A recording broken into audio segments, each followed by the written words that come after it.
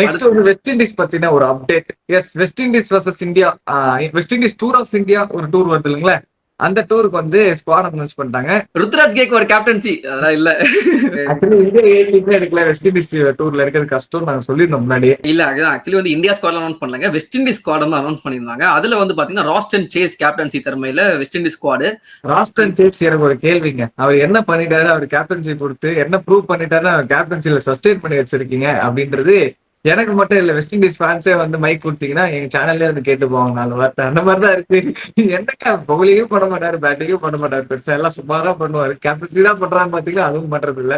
சரி, என்னதான் பண்றாங்க வெஸ்ட் இண்டீஸ்ன்றது நம்ம கொஞ்ச நாள்ல அது இந்தியா டீம் கூட பார்ப்போம். பட் இந்தியா மோஸ்ட் ப்ராபபிளி ஜெயிச்சிருவாங்க. என்னங்க இது, மோஸ்ட் ப்ராபபிளி தான் ஜெயிப்பாங்களா? Sorry, there are no chances of West Indies winning against இந்தியான்ற மாதிரி தான் இப்போ இருக்கு.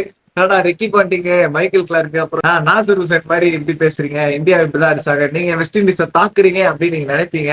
ஆனா வெஸ்ட் இண்டீஸ் பாத்தீங்கன்னா இந்த பக்கம் அதெல்லாம் நம்ம பேசுறதுக்குலாம் ஜஸ்டிஃபை பண்ற மாதிரி ஒரு டீம் அனுப்பி வைக்கிறாங்க. நேபாள் கூட ஒரு டூர் ஆடுறாங்க. அந்த டூர்ல பாத்தீங்கன்னா சும்மா எல்லா பிளேயரையும் உட்கார வச்சுட்டு ஒரு 5 அன்கேப்டன் பிளேயரை ஃப்ரெஷ்ஷா இறக்குறாங்க.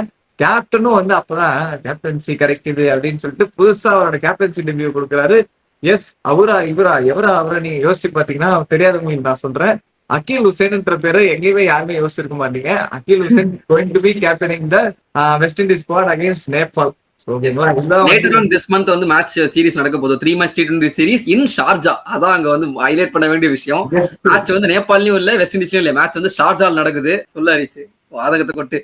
என்ன கொட்டுறதுன்னு தெரியல. நேபாள் வந்து ஒரு டீசெண்டா வளர்ந்து வந்துட்டு இருக்க டீம் நாங்க சொன்னோம். ஸ்காட்லாந்து வந்து எப்படி பிரட்டி போட்டு அடிச்சாங்க அப்படின்ட்டு, அந்த மாதிரி ஒரு நல்லா விளையாடிட்டு வந்துட்டு இருக்க டீம் கிட்ட இவங்க ஏதோ பரம்பரை ஜெயிக்கிற மாதிரியும் வந்து புதுசா கேப்டனா இருக்கிற 5 பிளேயர் உள்ள இறக்குறன்ற மாதிரியும் நீங்க வந்து பண்ணிட்டு இருக்கீங்களே அப்படின்றது எனக்கு ஒரு கேள்விக்குறியா இருக்கு. ஏன்னா சமீப காலங்களில் வெஸ்ட் இண்டீஸ் டூர்கள்லாம் நம்ம பார்த்தோம். நம்ம வீக்லி மீடியா பார்த்துருந்தீங்கன்னா எல்லாமே கவர் பண்ணியிருப்போம். ஆஸ்திரேலியா டூராக இருக்கட்டும், பாகிஸ்தானே 10 ஊர்கிட்ட அடி வாங்கிட்டு வந்திருப்பான். அந்த பாகிஸ்தான் கிட்டே அடி வாங்க மட்டத்துல மட்டமா வந்து வெஸ்ட் இண்டீஸ் விளையாடிட்டு இருக்காங்க.